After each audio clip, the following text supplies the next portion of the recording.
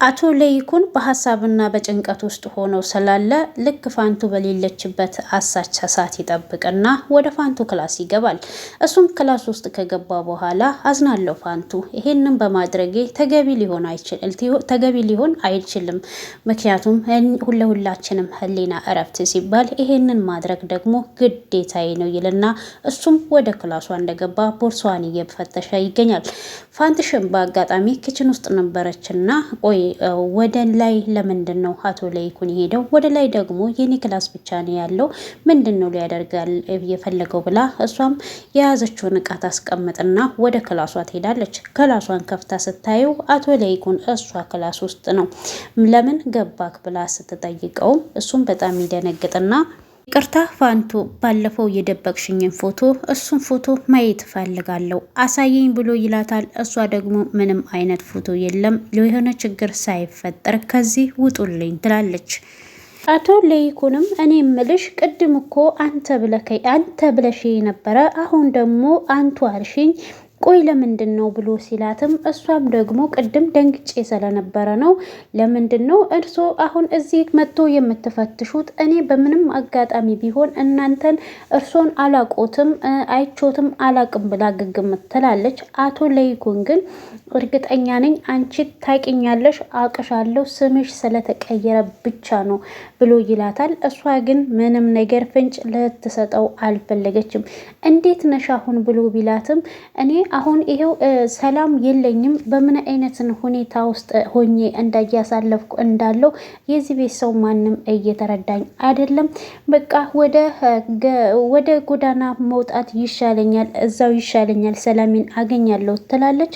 እሱ ግን ሊያረጋጋት ነበር የሞከረው። እሱም ለምን አተውኝም ብላ ስትቆጣም እሱም አንቺም እኮ በዝምታ ቀጣሽኝ፣ እባክሽ ተናገሪና እውነቱን ንገሪኝ፣ እኔ የምትነግሪኝን ነገር በሞላ ሚስጥር አድርጌ ይዘዋለሁ ቢላትም እሷ ግን ምንም አይነት ነገር አልናገርም፣ አሁን እረፍት ፈልጋለሁ ትለዋለች። አቶ ለይኩንም ምንም አማራጭ ስለሌለው ክላሷን ለቁላት ወጥቷል። ሲምባ የታሰረበት እስር ቤት ሸተቦ የሚባል እስረኛ ነበረ። እናም እስረኛው በጣም በወንጀል ተጠርጥሮ እውነቱን እንዲያወጣ በየቀኑ ይደበድቡታል። እናም ተደብድቦ ከመጣ በኋላ ተረፍኮይ እንዴት ነክ ብሎ ሲለውም ሲምባም ሲጠይቀው እሱም እያሾፍክብኝ ነው፣ ለነገሩ አንተ ምን አለብክ ቀልድብኝ ይለዋል። እናም ቆይ ምን እያሰብክ ነው ብሎ ሲለውም ኮማንደሩ አንተ ትክክለኛውን ነገር ከነገርከኝ እኔ አስመልጥ ካለው እያለኝ ነው የሚገኘው ብሎ ይለዋል።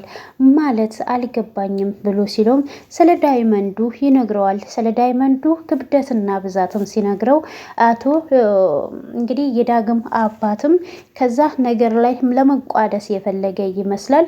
ነገር ግን ልጁ ደግሞ እሱ አንተ በምን አይነት መንገድ ነው የምንወጣው? አንተን ተማምኜ ነበረ፣ እሱም እውነት እየመሰለኝ አይደለም ይለዋል። በስተመጨረሻም ሲምባም ጠይቃለው ያለውን ብር ለሱ እንደጠየቀው ይነግረዋል። ግን ብሩ ትንሽ ይመስለኛል፣ ምክንያቱም ሰውየው ስለ ዳይመንዱ በትክክለኛ ነገር ካወቀ በዚች ብር አይፋታንም ይለዋል። ሸቶቦም ምን ያህል ብር ነው እየጠየቀው ብሎ ሲለውም 2 ሚሊዮን ብር ነው ይለዋል። እናም 2 ሚሊዮኑን ይሰጥካል ወይ ብሎ ሲጠይቀው ሲምባም ያው ከዋልኩለት ውለታ ይሰጠኛል ብዬ ተስፋ አለኝ ይለዋል። ሸጠቡም አሁን አንተ እንደውም ያንተ እገዛ አያስፈልገኝም፣ አንተ ለኮማንደሩ ብሩን ሰጥተክ እሱ እንዲያስመልጥክ ማድረግ ትችላለክ ብሎ ይለዋል። ሲምባም በስተመጨረሻማ አትከዳኝም፣ በፍጹም ልተውክ አልችልም፣ አልተውክም ብሎ ትከሻውን ሲል እንዴ ምን ሆነ ካለ እነሱ ለይደበደቡኝና የሸራረፉኝ አይበቃቸውም እንዴ? እጅህን አንሳ፣ አንተስ ልትጨርሰኝ ነው እንዴ? ሲለውም አሁን ትክክለኛ እውነቱን የምታስበውን ነገር እንድትነግረኝ ይፈልጋለሁ ይለዋል። ሸተቡም እሱም ደግሞ አሁን እኔ ምንም አታስብ፣ ያው ሁሉንም ነገር ካንተ ጋራ ነው መጨረስ የምፈልገው የምፈልገው ብሎ ይለዋል። እናም በእርግጥ ኮማንደሩ ያለውን ነገር ስላወቀ እሱ ሊያስመልጠኝና ሊከታተለኝ ውጪ እንዳሰበ ነግሮኛል ብሎ ሲልም ሲምባ ይሄንን እንዴት አወክ ብሎ ሲጠይቀውም እኔ ውጪ ሰዎች የራሴ ሰዎች እዛ አሉ እነሱ ናቸው የነገሩኝ ብሎ ይለዋል። ሲምባም ኮማንደሩ ሊያስመልጥክ እየፈለገው ወደ ዳይመንዱ እንድትመራውና ዳይመንዱን ካገኘ በኋላ አንተን ሊያስወግድ ካስቦ ሊሆን ይችላል ብሎ ይለዋል። ሸተቦም ልክ ለዚህ እኮ ነው 2 ሚሊዮን ብር ያስፈልገናል ብዬ የጠየኩክ ሲለውም ሲምባም ትክክለኛ የምታስበውን ሀሳብህን አሁን ንገረኝ ብሎ ይጠይቀዋል። ያ እርጉም ሰላይ ወደ ሌላ ቦታ ሊያሻግሩኝ እንደሆነ ነግሮኛል ብሎ ሲል ሲምባም እርግጠኛ ነኝ ኮማንደሩ አንተን ወደዛ ሊያሳድግርክ በፍጹም አይችልም። ቅርቡም ወደ ደንዴሳ የሚባል አካባቢ እስረኞች እንደሚዘዋወሩ ሲነግረው ሸተቦም ሲምባም ቆይ አንተ እቅድክ ምንድን ነው? እዛ ወደዛ ሲሄድ የእስረኛ መኪና እንዲታገር ነው ወይ የፈለከው ብሎ ይለዋል። ሸተቦም አሁን እዛ ላይ አካባቢ ላይ በጣም ጥሩ የሚሰሩ ልጆችና አለኛ አስፈላጊ ነው፣ ምክንያቱም ደግሞ አሁን ላይ ብሩም ያ የጠየቀው ብር አይበቃንም ብሎ ይለዋል። እናም ከ2 ሚሊዮን ብር ሌላም ውጪ ሌላም ብር እንደሚያስፈልጋቸው እየተነጋገሩና እየተወያዩ ነው የሚገኙት። አቶ ለይኩን መኪና ውስጥ ሆኖ ስልክ ይደወልለታል። እሱም ስልኩን በፍጥነት ሲያነሳው የእህቱ ስልክ ነበረ ውጪ ያለችው። እሷም በቅርቡ እንደምትመጣና የሚኖሩበትን ቤት ለቀው እንዲወጡ ቤቱንም እንደምትሸጥ ትነግረዋለች። አቶ ለይኩንም በጣም ይደነግጥና ልጄን እኮ እዛ ደግሼ ልድረው ነው ብሎ ሲላትም እሷ ግን ለቀውላት እንዲወጡና ቤቷን እንዲያስረክቧት ትጠይቃቸዋለች። እሱም በንዴት ውስጥ ይሆንና በቃ ቤቱን ፈልገን ሌላ ቤትሽን ለቀን እንወጣለን ብሏት ስልኩን ይዘጋባታል። ስልኩን ከዘጋ በኋላ እህቴ በዚህ ሰዓት አንቺ ከጎኔ መቆም እንዳለብሽ ነበረ፣ ነገር ግን ደግሞ አንቺ እሱን አላሰብሽውም ብሎ እሱም ወደ ቤት ይመለሳል። ለቤተሰቦቹም እራት በልቶ ከጨረሰ በኋላ አንድ የምነግራችሁ ትልቅ ነገር አለ ብሎ ይላቸዋል። ወይዘሮ ዝናሽም ከራት በኋላ እነግራችኋለሁ ያልከንን ነገር ንገረና አቶ ለይኩን ብላ ትጠይቀዋለች። አሁንም የሆነ ችግር አለ ማለት ነው ወይ ብሎ ሲጠይቅም ዳግምም አባዬ አንተ ፊትክ ላይ የሆነ ትልቅ ነገር ችግር የተፈጠረ ይመስላል፣ ፊትክም ትክክል አይደለም ብሎ ሲጠይቀው አቶ ለይኩንም ኤሚ የት አለች ብሎ ሲጠይቅ እነ ወይዘሮ ዝናሽም ኤሚም ደክሞኛል ብላ ልታርፍ ወደ ክላስ ሄዳለች ትለዋለች። እሱም ለምንድን ነው እሷ የተፈለገችው ብላ ስትጠይቀው እሱም ይሄንን ነገር እሷም እንደ አንድ ቤተሰብ አካል መስማት አለባት ይላል አቶ ለይኩን። ዳግምም ምን አይነት ከባድ ችግር ቢሆን ነው ኤሚም እንድትሰማ የተፈለገው ብሎ ሲጠይቅ አቶ ለይኩን አክስትክ ልትመጣ ነው ብሎ ይለዋል። እንዴ በጣም ደስ ይላላ በሰርጌ ቀን ልትመጣ ነው ብሎ ሲልም እሷም አሁን ከዚህ ቤት ውስጥ እንድንለቅና ድርጅቱና ቤቱ ሙሉ ለሙሉ በሷ ስም እንደሆነ ይነግረዋል። ናሆምም በጣም ይደነግጥና እንዴ ድርጅቱ የሷ ነው እንዴ? አንተና እማዬ መስላችሁኝ ከትንሽ ሆቴል ቤት ከትልቅ ሆቴል ያደረጋችሁት ብሎ ሲልም አዎ በእርግጥ ትክክል ነህ፣ አልተሳሳትክም። አንድ ጊዜ ድርጅቱ ኪሳራ ሲደርስበት ከሷ ላይ ብር ተበድረን ነበረ፣ እናም በዛ ተካክሶ ነው ትለዋለች ወይዘሮ ዝናሽ። ናሆምም ባለፈው እኮ ስትነግረን አባቴ አንተ እኮ ሆቴሉ የእናንተ እንደሆነ ነው የነገርከኝ ብሎ ሲጠይቀው ዳግምንም እንደዛ አይደለም እንዲ ዳግም የተናገረው አባቴ ለምን ዝም ትላለክ ብሎ ሲለውም እንደዛ ነው የሰማሁት ይላል። አቶ ለይኩንም ሆቴሉ ግን ሙሉ ለሙሉ የእሷ እንዳልሆነና ትንሽዬ ፐርሰንት ደግሞ የነሱ እንዳለበት ይነግረዋል።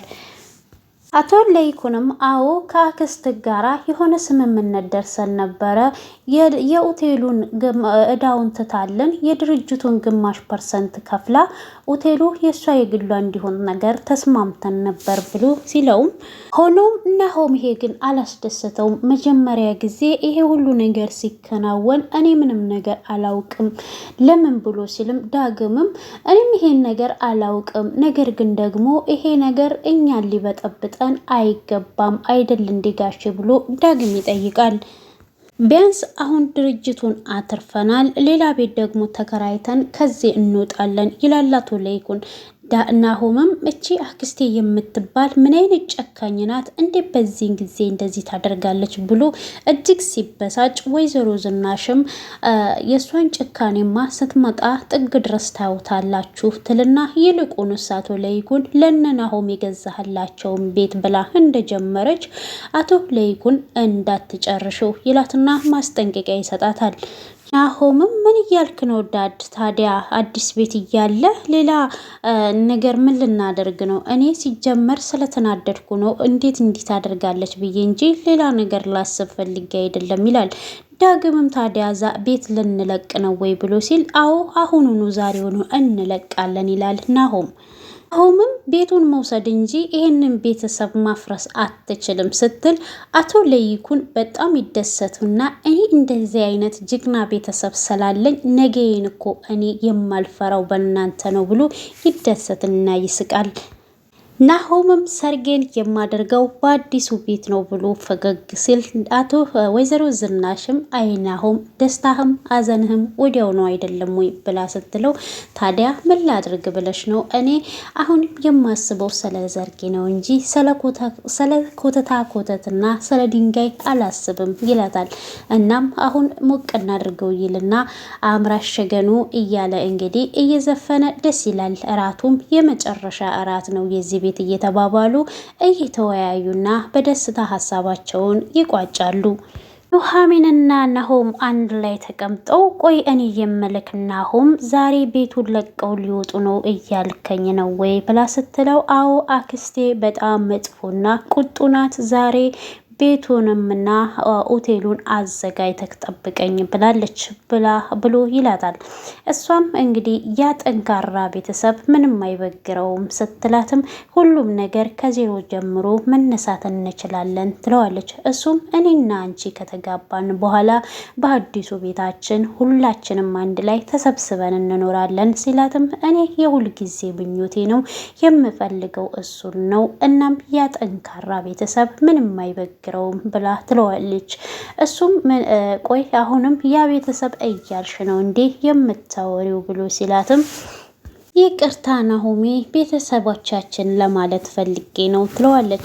እናም አሁን አንተ ወደ ልብስ ምርጫው ጋር ለሙሽራ የምለብሰውን እንድታስመርጠኝ ስትለው፣ እሱም እንዴ ባለፈው ኦንላይን ላይ የመረጥኩልሽን አልወደድሽውም እንዴ ብሎ ሲላትም፣ እሷም ደግሞ ሲሄድ አይነዋጅ እንዳይሆንብኝ ፈርቼ እኮ ነው ትለዋለች። እሱም የቤት ዕቃ እንደሚያጓጉዝና እሷ ደግሞ ከሚዜዎቿ ጋር ሄዳ እንድትመርጥ ቢላትም፣ እኔ ካንተ ጋር ነው መሄድ የምፈልገው፣ ለዳግም ደውለክ ንገረው፣ ዳግም ይህንን ማድረግ ያቅተኸዋል እንዴ ብላ ትላለች።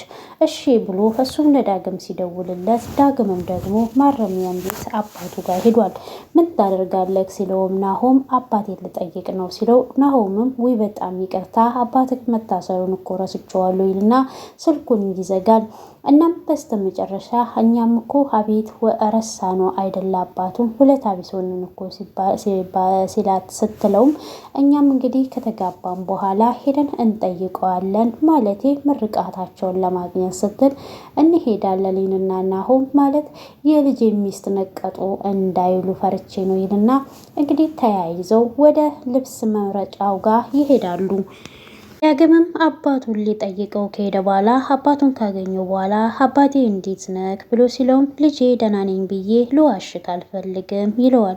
ምነው የተፈጠረ ችግር አለ ወይ ብሎ ሲለውም፣ አባቴ እኔ አንድ ነገር ውስጤ ያስባል፣ አንተ ከዚህ በቅርቡ ጊዜ የምትወጣ ይመስለኛል ብሎ ሲል፣ ምነው የሰማከው ነገር አለ ወይ ብሎ ቀለስ መለስ ብሎ ያይና ሲምባም፣ እሱም የተፈረደብኝ እኮ 18 ዓመት ነው ከ18 ዓመት ውስጥ አንዷን ዓመት እንኳን አልጨረስኩም ይለዋል።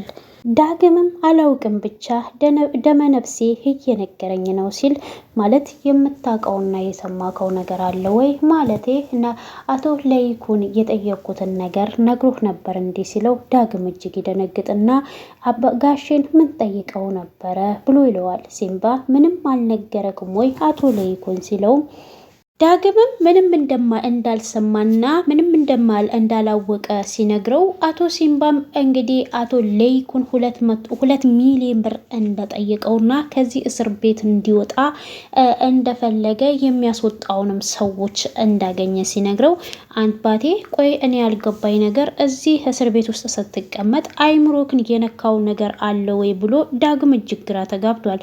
እሱም ይሄ ነገር በፍጹም እንደማይሆንና ሆቴላቸውንና የመኖሪያ ቤታቸውን እንዳጡ እናቱ ለይኩን ቢነግረውም ምንም ሊያምን ግን አልቻለም። እንደምንም ብለክ ብሩን ተቀበልልኝ፣ እኔ ከዚህ ስወጣ ትልቅ ሀብት ነው የሚጠብቀኝ፣ ከነ ችግራቸው ሚሊየነር ላደርጋቸው እችላለሁ ይለዋል አባቱ። ዳግም ግን በፍጹም እኔ እዚህ በመምጣቴ እንድጸጸት አታደርገኝ፣ ዳግም አባት አለኝ ብዬ ወደዚች አልመጣም ብሎት ጥሎት ይሄዳል። እሱም አንዴ እባክህ ስማኝ ገንዘቡን እንደምንም ብለክ ተቀበልልኝ ዳግም እያለ ሲጠራውም መለስ ብሎም አላየውም። ዳግምም ቀጥ ብሎ ወደ ቤት ሄዶ አቶ ለይኩንን ያገኘዋል። አቶ ለይኩንም አባትህን አግኝተክ ነው ወይ የመጣከው ብሎ ሲለውም አዎ ብሎ ይለዋል። ምን አለክ ልጄ ብሎ ሲለውም ቆይ ለምንድን ነው ጋሼ እንደዚህ አይነት ችግር ውስጥ ገብተክ ያልነገርከኝ? እንዲህ የጠየቀህን ነገርም ለምንድን ነው ያልነገርከኝ ብሎ ሲጠይቀው ዳግም አቶ ለይኩንም ሲምባ ማለት እኮ ከፈጣሪ በታች ህይወቴን የታደገልኝ ከዛ እስር ቤት እንድወጣ የረዳኝ ነው ብሎ ይለዋል። ዳግምም ቆይ ጋሼ አንተ እኛው ጥንቅቱ በወጣበት በዚህ ጊዜ ላይ ወንጀለኛን ልትረዳ ለምንድን ነው የፈለግከው ብሎ ኮስተር ብሎ ይጠይቀዋል።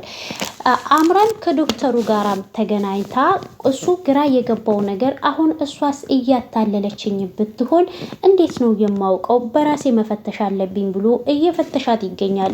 እሱም ለምንድን ነው ያልደወለችው ብሎ ሲጠይቃትም ትንሽ ትደውላለች ጠብቃት ትለዋለች።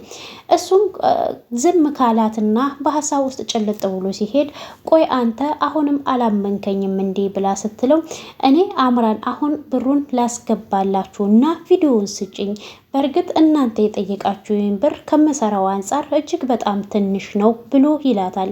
እሷ ግን ብሩን እንድትቀበለው ስላልፈለገችና ሕሊናዋ ነፃ እንዲሆን ስለፈለገች ብትለምነውም ብታስረዳውም ሊገባው አልቻለም። እሱ ጥርጣሬ ላይ ነው ያለው። በስተመጨረሻም አንቱ ብዬ ልሰድቦት እገደዳለሁ የራሱ ጉዳይ ብላ እንግዲህ በተቀመጠበት ጥላው ትሄዳለች።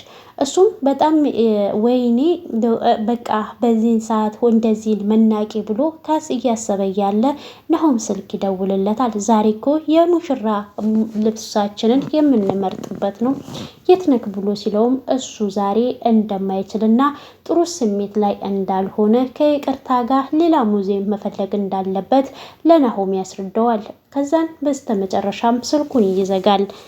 ኑሐሚንና ናሆምም የሙሽራ ልብሳቸውን መርጠው ከጨረሱ በኋላ ኤሚና ዳግም መጥተው ዋው እንዴት ነው ያማረባችሁ ብሎ ሲላቸውም ዳግም አንድ ነገር ልንገራችሁ፣ ፈረንጅ እናንተን ቢያያችሁ ምን ብሎ እንደሚያደንቃችሁ ልንገራችሁ ይላቸውና ዋው አሜዚንግ ቢቲፉል ይላችኋል ብሎ እንግዲህ እነሱን ያደንቃቸዋል። እነሱም ይሳሳቁና እሷም የባሌ ምርጫ ነው ብላ ትለዋለች። እናም ሙዚዎቹ እየታላችሁ ለምን አልመረጣችሁም ብሎ ስትጠይቃቸውም ኑሐሚንም የእናንተን እናስቀድም ብለን ነው እንጂ እኛም በጊዜያችንና በድርሻችን እንመርጣለን ተባብለው እንግዲህ ሙዚዎቹም ሊመርጡ ወደ ራሳቸው ይሄዳሉ።